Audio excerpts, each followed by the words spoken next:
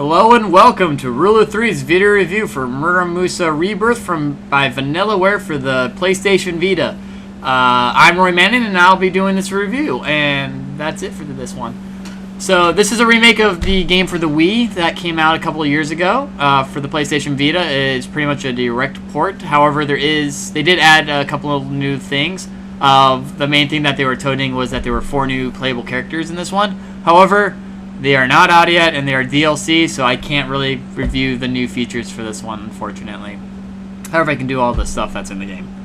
So, the story of Muramasa follows actually 2 characters. The first is Momohime, a princess of Japan who gets possessed by an evil spirit known as Jinkodo, who is a dead guy who's trying to basically take over the world by using his Ouroboros style, which uses demon blades, which is a big thing in this game, are demon blades. I'll talk about that in a minute.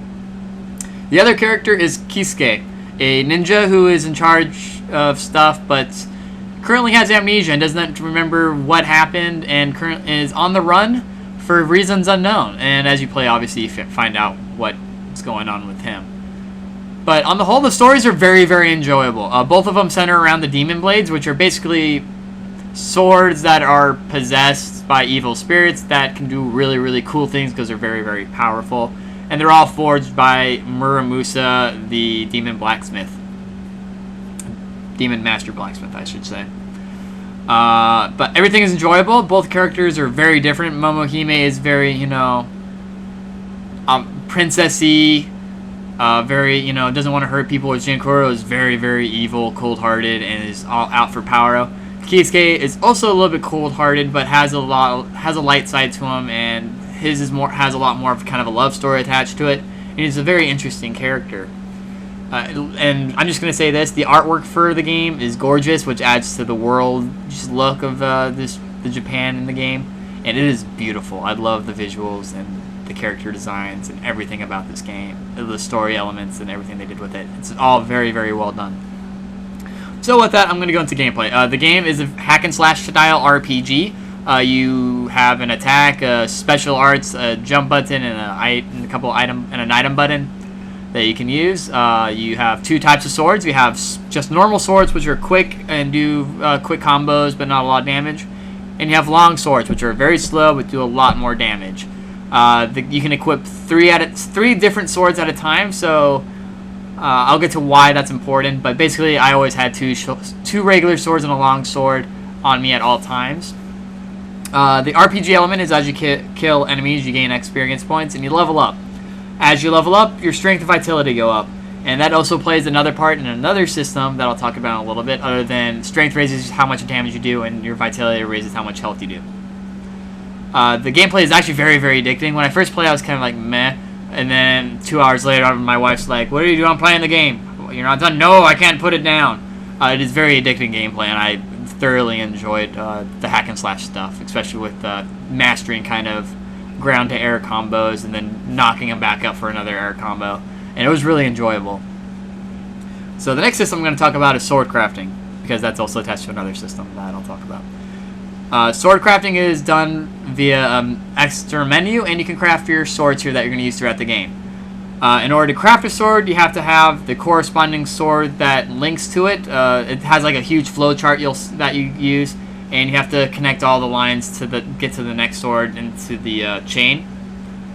And the other requirement is you have to have soul, which you get by killing enemies, and spirit, which is you have a base amount, and you can build that up by eating certain foods from restaurants or cooking food that you make, and that raises your spirit, which allows you to craft swords. Now, once you craft the swords, you have to have a certain strength and vitality to use that sword, which basically gates it by level. However, you can supersede it by equipping items. You get one other item that you can equip, and you can have that increase your strength or your vitality or both, and that number adds to that, and then you can equip the sword that corresponds to that. If you're like 2 strength under a sword requirement, you just equip item that'll boost your strength by 2 or more, and you can use that sword. The sword crafting system, I very much enjoyed it. It's very simple. It's very easy to use, and it basically tells you what the sword you're going to get is and what it does. So it's very informational so you don't make the wrong sword at the wrong time if you want to make a different one. And each character has a different sword set too, which is also kind of cool. Next is Secret Technique. And Secret Technique is equipped to what sword you're using. So each sword has a Secret Technique on it. And they're all different to some extent. There's a couple of like level 1, level 2, level 3 versions of a Secret Technique. But in general, they're pretty much different. And this is while really good. Some of the later swords I was kind of underwhelmed with some of their secret techniques. I found some of the earlier swords had a lot better ones, especially the last blade you made. I was very underwhelmed by the secret technique on the strongest sword in the game, and especially since it's touted as, you know, the best blade in the game story-wise as well. But on the whole, the secret techniques are really good. In order to use them, you have to have enough stamina on your swords, because as you use your swords and block and deflect, there's a little bar at the top and it goes down. If when you use a secret technique, it takes a chunk out of that, and if you use a secret technique too much and you block, or you know, your sword has a chance of breaking, in which case you have to switch out swords, and that's why you need 3 attached, or you have 3 so you can flip through swords. Your blades will heal over time as long as you're not using them or via items that you got. There's also, every time you switch a blade, as long as it's after a certain amount of time, it'll also do an AoE attack that hits everything and does a little bit of damage. Also very cool. So now I'm going to get to kind of where the game has a little bit of negatives, and that's travel. The map is very big. The map is split into areas that you can travel between that are basically mapped throughout the area you are in Japan. And while I don't mind traveling area to area, I do mind having to backtrack a lot, and this game has a ton of backtracking. Probably some of the most backtracking I've seen in the game in a long time. And it's a lot of unwarranted backtracking because you don't run into enemies for the most part as you're backtracking through a lot of these areas. Unless an area is scripted to have a constant enemy encounter, most of the time you're running through empty areas. And I didn't really like that aspect, because it added a lot of unwarranted time. Now, granted, the game is actually fairly short. But I still felt the added travel time from backtracking was too much. Because as much as I like looking at the art for this game, it just took too long in my opinion. And the reason for the backtracking is there's a gating system they use called barriers. Each barrier has a color, and that color is corresponding to a blade that you get from a boss from the previous area. As soon as you get the blade that can break those barriers, you can just slash it up and move on to the next area. It also prevents you from going into what are called Cursed Hollows or something like that, or they're basically mini kind of battle dungeons.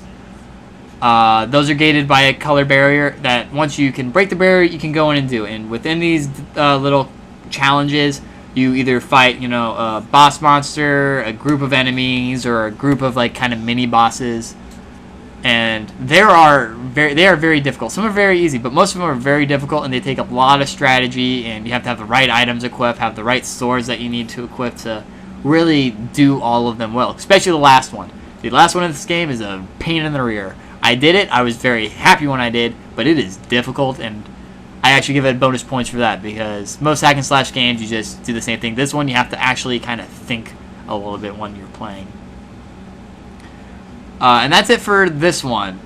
So I'm going to go into the rating system. So here at Rule of 3, we do not use a point system because I just don't like using numbers to rate games here. Instead, we use a buy, rent, pass system.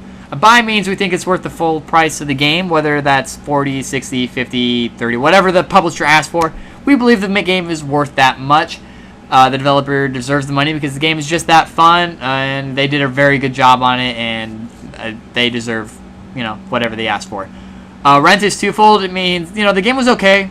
It was good. It was definitely worth playing, but maybe not worth the full price. You know, wait for it to go on sale, half off, or buy a used copy, or rent it from Gamefly, Blockbuster, Redbox, whatever you have near you. That's probably the best way to go about this game.